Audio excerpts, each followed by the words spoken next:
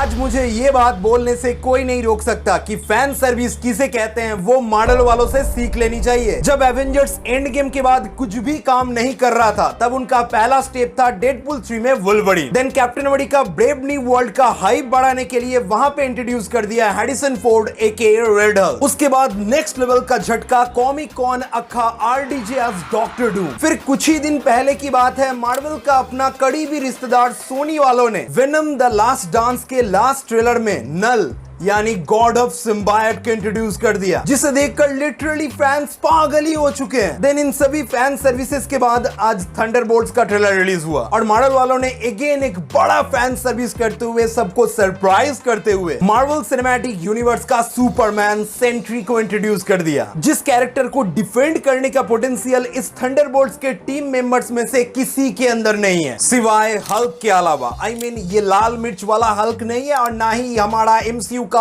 हरा मिर्च वाला हल्क है। बात हो रहा है यहाँ वर्ल्ड वॉर खूंखार हल्क की। एकमात्र वही सेंट्री को रोक कर रख सकता है, नहीं तो एमसीयू में एक ही कैरेक्टर है God of thunder Thor. But हम कर भी क्या सकते हैं, सेंट्री को डिफेंड करने के लिए इस पिक्चर के अंदर इन लूजर्स के अलावा ना ही मार्वल वाले हल्क को लेकर आ सकते हैं ना ही थॉर को, वो मार्वल के औकात के बाहर है। खैर speaking of it's Thunderbolts trailer, तो it's look pretty awesome. I mean absolutely decent unique. आपको शायद पता होगा कि जब से मार्वल वाले कॉमिक कॉन में इस पिक्चर को अनाउंस किया था तब वो इस थंडरबोल्ट्स के टीम को एमसीयू के सुसाइड स्क्वाड के तौर पे मार्केट कर रहा था, जस्ट लाइक द बॉयज।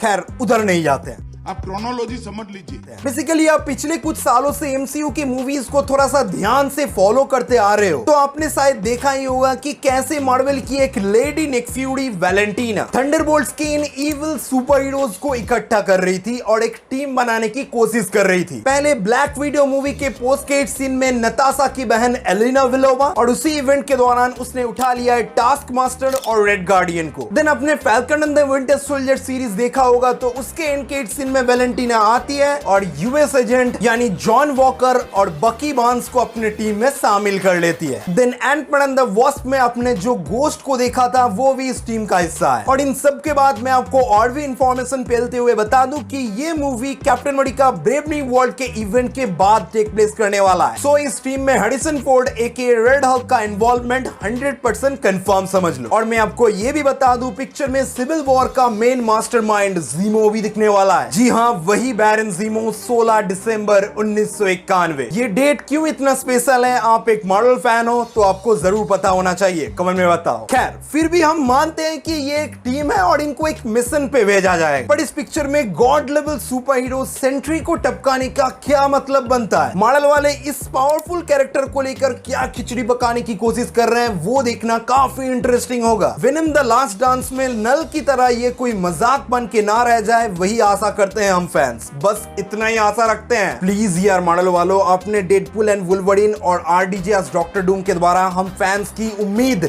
हम फैंस की जो इमोशंस है उन सबको फिर से वापस ला दिया है। प्लीज अब डिसअपॉइंट बिल्कुल मत करना। देखो भाई, यहाँ पर आप एक चीज ध्यान रखना कि इस थंडरबोल्ट्स के टीम को मार्वल वाले मार्वल के timeline wise Avengers infinity war के इवेंट के पहले से ही बिल्ड कर रहे थे, क्योंकि black window movie Avengers infinity war के पहले टेक प्लेस कर रहा था और वैलेंटीना तब से ही थंडरबोल्ट्स को इकट्ठा कर रही थी। और यही रीजन है कि इस ट्रेलर के स्टार्टिंग में हम देख पाते हैं कि काफी साल बाद एलिना विलोवा आती है अपने पापा रेड गार्डियन यानी एलेक्स के पास, क्योंकि काफी टाइम हो गया है और वो भी खाली बैठी हुई है। सो इससे अच्छा क्यों से लगता है कि कोई काम धंधा ढूंढते हैं लिटरली में। देखो भाई, मुझे लगता है कि आप लोग थंडरबोल्ट्स के ट्रेलर के ब्रेकडाउन में जरा सा भी इंटरेस्टेड नहीं हो, क्योंकि ये पिक्चर आपको उतना हाइप नहीं कर रहा है। कैप्टन अमेरिका 4 फिर भी उम्मीद दे रहा है, क्योंकि वहां फैल्कन भाई साहब कैप्टन अमेरिका बनने वाले हैं। देन वहां विंटर सोल्जर का वाइब मिल रहा है, उसके साथ रेड हल्क वगैरह हैं। और आपको जरूर लग रहा होगा कि थंडरबोल्ट्स की इस लूजर टीम पे टाइम वेस्ट क्यों करना। देखो भाई, मैं आपको बताता हूं क्यों आपको इसे थोड़ा सा टाइम दे देनी चाहिए। देखो भाई, मेरी अकॉर्डिंग ये ट्रेलर देखकर मुझे जितना समझ में आ रहा है कि वैलेंटीना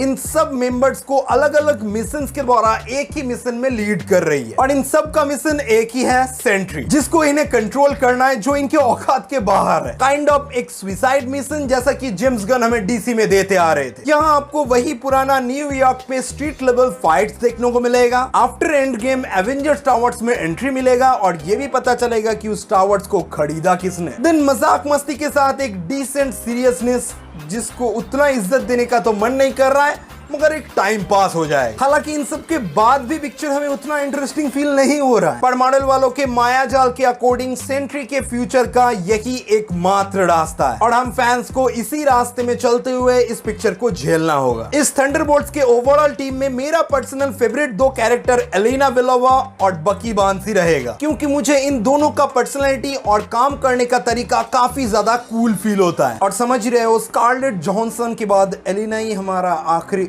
उम्मीद। खैर छोड़ो, औरत का चक्कर बाबू भैया, औरत का चक्कर बहुत बेकार होता है।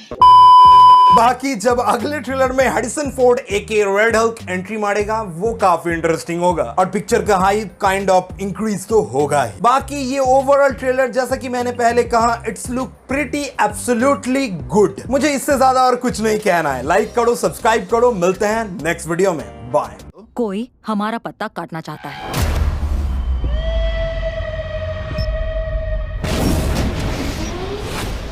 What the hell?